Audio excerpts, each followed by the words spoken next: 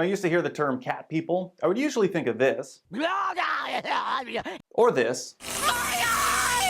But now, I think about this.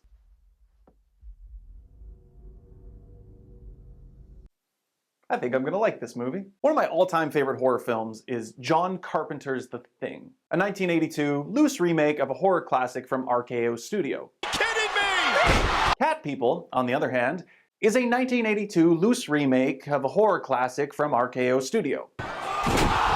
Both movies weren't big hits with critics, and both failed to meet box office expectations. Now, I love The Thing with all my heart, but sometimes a guy just needs a little strange, you know? Bitch. All I really knew about this movie going in was that it was supposed to be really hot.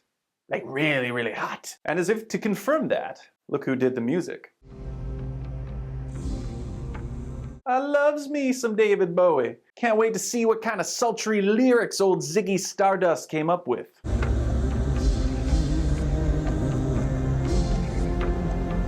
Hi David, great to have you here. We're really excited. Let's see what you got. Yeah, no, it's really good. I think you're gonna like what I got for you today. All right, let's play it. Good, David, I really like it. Just one question. Does it have any lyrics? Oh, wait, just let it keep playing.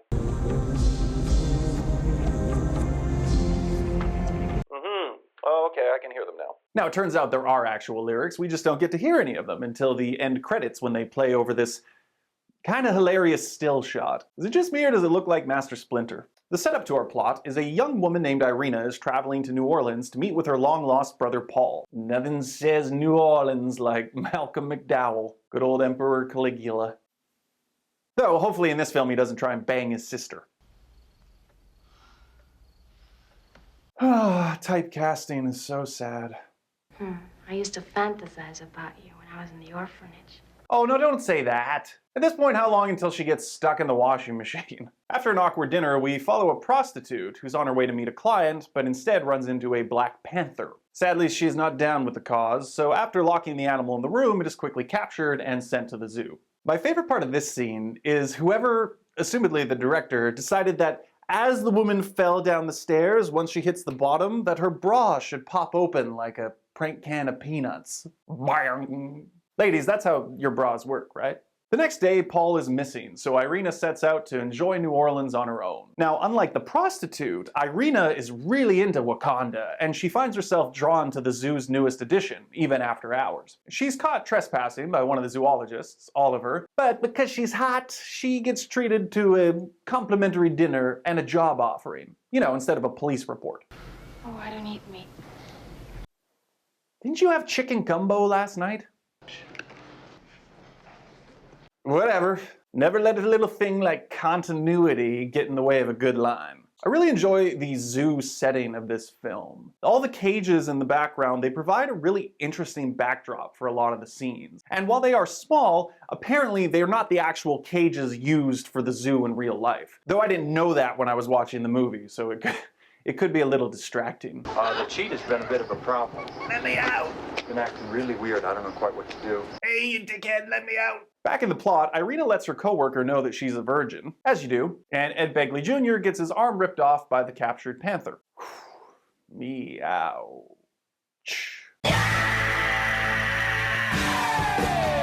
Sorry. Now Oliver is about to pull an old yeller on the panther, but finds it's escaped. Later that night, Paul shows up and starts coming on even stronger to his sister. But she flees, and luckily this dog does the cops' jobs and leads them to Paul's basement. Paul's basement is basically the prison from Silence of the Lambs. Look, it even has Barney. They find a nice collection of human remains, and the police figure that Paul is a serial killer who's been feeding his victims to a giant cat. This information makes Irina very horny. Naturally.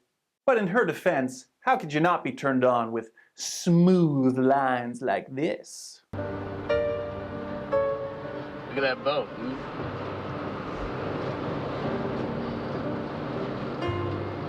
Goddamn modern day Casanova. You also helped me tear it apart a few nights. Dude's so boring, even the movie doesn't want to hear him talk. But at least he took her crab fishing. I'm in that basket. those shorts.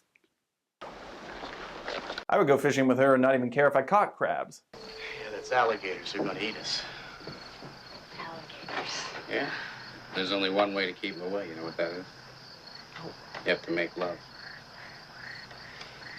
You know what? I apologize, Oliver. That line was smooth. Real smooth. Anyone else have a spoon specifically for eating peanut butter? So far, this movie is pretty good. It's not perfect, but it's, you know, it's, 10 out of 10. I have no notes. Here's another great scene. Don't give me that shit, Oliver. You're the one who wouldn't shoot the bastard when we had him in a cage. Look, man, I'm sorry, okay? I don't know why I did that. That might be the fastest emotional turnaround I've ever seen in a movie. Like, imagine if other movie punches had that jarring of a shift. You son of a bitch! I'm sorry. Paul eventually finds Irina, and it's here that we get our big explanation of what's going on. Now, pay attention. Paul is in fact a werecat. A long time ago, his ancestors sacrificed their kids to leopards, and the children's souls grew inside the leopards until the big cats eventually became human. As they do. That's just science. Irina is also a were-panther, were-leopard, were-cat, whatever. Irina is one too, and the condition is hereditary. Like a furry cystic fibrosis. This explains Irina's nightly neon rabbit runs. But how can she be a were-panther and not know it? Well, only by mating with a human does the transformation occur. It's called Sex Panther. And Irina, as we know, is a virgin. Now, personally, all this makes me curious about is what happens if she doesn't, you know, seal the deal, second or third base? Is the transformation halfway? Like, does she turn into a were-Persian? Or do her legs just get really hairy? Anyway, only by killing a human can the transformed cat person revert back to their human form. Why? But it turns out, were-panthers are meant to be incestuous. And only by mating with another werecat can they prevent the transformation. We can only make love with our own. That is why Paul is so obsessed with his sister. Like a highly fertile woman who's pro-choice but anti-contraception, he'd really just like to have sex without something being murdered. I'm irrationally proud of that joke. Only you can stop this killing. You've got to make love with me. One of my go-to lines. But Irina, thankfully, subscribes to the school of Donnie Berger. Adultery is bad. But incest is fucked up! She rejects her brother's advances, and after a truly spectacular transformation sequence, Oliver blasts him away with a shotgun. Movie over? We're only 2/3 of the way in, which is something I love. I love a story that keeps going after a spot where you think it might end. Sometimes I love that. Like, you could easily see the film wrapping up shortly after Paul is killed. Evil Werepanther is dead, Irina devotes herself to a life of chastity, and Oliver hooks up with the hot redhead. Perfect. Boom. Movie over. But because it keeps going, the last third of the film is less predictable. And now I'm more excited to see what happens. The first thing that happens is an autopsy, where the dead cat erupts into a combination of a human and Joker gas. Irina briefly skips town before a dream sends her back to stalk Oliver's co-worker. How long was she running for? Okay, but she's a virgin. So, as a virgin, she's never turned into a werecat. So how's she making those growling noises? You know what? I don't care. Our attractive redhead warns Oliver that she's out for blood, and sure enough, Irina shows up at his house. Do it, man. It's worth it. The two of them do end up enjoying some horizontal refreshment, and what follows, I can't show you. But it does bring to mind that rarely uttered of sentences, that's good hymen. And sure enough, Irina transforms. Still would. She escapes, goes to a bridge, flees to the lake house, kills an old man, and then Oliver shows up. With ropes. Can't show you this scene either. But I can show you this building. If you know, you know. You're sick, you know that? Irina asks him to kill her, and Oliver is like, nah. Irina asks him to make sweet love to her while tied up so she can turn into a panther and spend the rest of her life living at the zoo, and Oliver's like, okay. If I have to. You know, I banged that panther. Overall, I really liked this movie. It reminds me of something that 14-year-old me would have stayed up late on a Saturday night to watch. I half expect David Duchovny to show up with a random dog. If you get that reference, then color me impressed. Nastassja Kinski is great, and it helps that she's much more attractive than her father.